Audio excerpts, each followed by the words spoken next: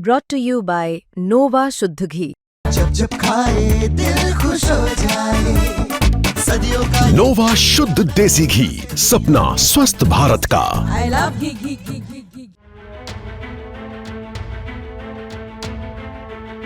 3, 2, 1 और ताश के पत्तों की तरह ढह गया ये कॉम्प्लेक्स।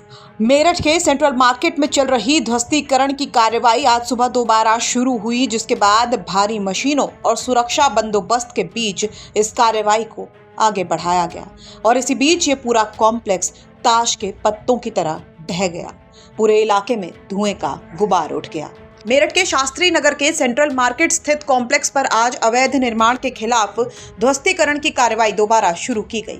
शनिवार को सुप्रीम कोर्ट के आदेश पर शुरू हुई यह कार्रवाई अधूरी रह गई थी, जिसके बाद रविवार सुबह फिर से आवास विकास परिषद की टीम ने मौके पर पहुंचकर इमारत को पूरी तरह से ढहाने का अभियान तेज कर दिया।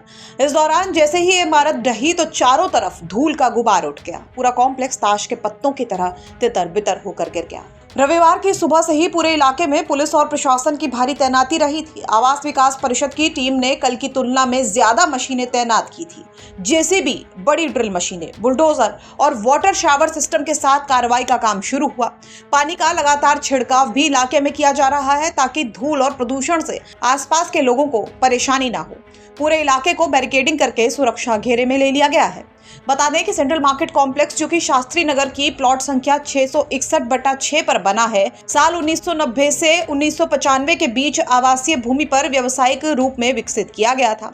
यहां करीब 22 दुकानदार कई सालों से व्यापार कर रहे हैं। 2014 में इलाहाबाद हाई कोर्ट ने इसे अवैध घोषित कर दिया था और ध्वस्तीकरण के आदेश दिए थे, लेकिन व्यापारियों की याचिका पर मामला सुप्रीम कोर्ट में पहुंच गया। दिसंबर 2024 में उच्चतम न्यायालय ने अंतिम निर्णय सुनाते हुए कॉम्प्लेक्स को अवैध घोषित कर दिया था और 3 महीने के अंदर इसे गिराने के निर्देश दिए थे। करीब 10 महीने तक ये कार्रवाई टलती रही, जिसके बाद लोकेश खुराना नाम के एक याचिकाकर्ता ने अवमानना याचिका दाखिल की। इसी बीच 27 अक्टूबर 2025 को सुनवाई की तारीख तय होने के बाद परिषद ने ध्वस्तीकरण की प्रक्रिया को शुरू कर दिया। जानकारी के मुताबिक ये कार्रवाई सुप्रीम कोर्ट के निर्देशों के अनुपालन में की जा रही है। कॉम्प्लेक्स बिना स्वीकृत नक्शे के बनाया गया था, इसलिए इसे वैलिड नहीं ठहराया जा सकता।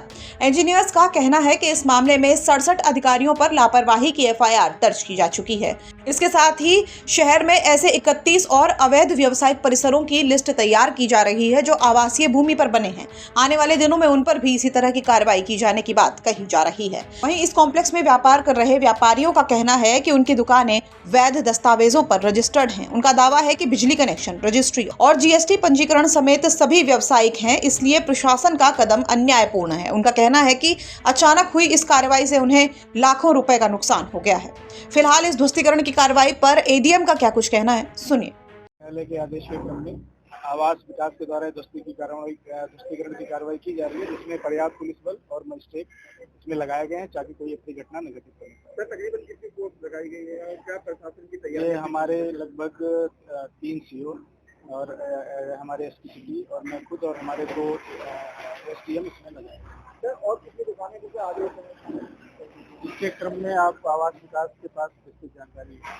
तो फिलहाल सेंट्रल मार्केट में ध्वस्तीकरण का काम रविवार को भी जारी है। प्रशासन ने स्पष्ट किया है कि कार्रवाई पूरी तरह से कोर्ट के आदेशों के तहत हो रही है और किसी भी अवैध निर्माण को बख्शा नहीं जाएगा। मेरठ से उस्मान चौधरी की रिपोर्ट, UP तक।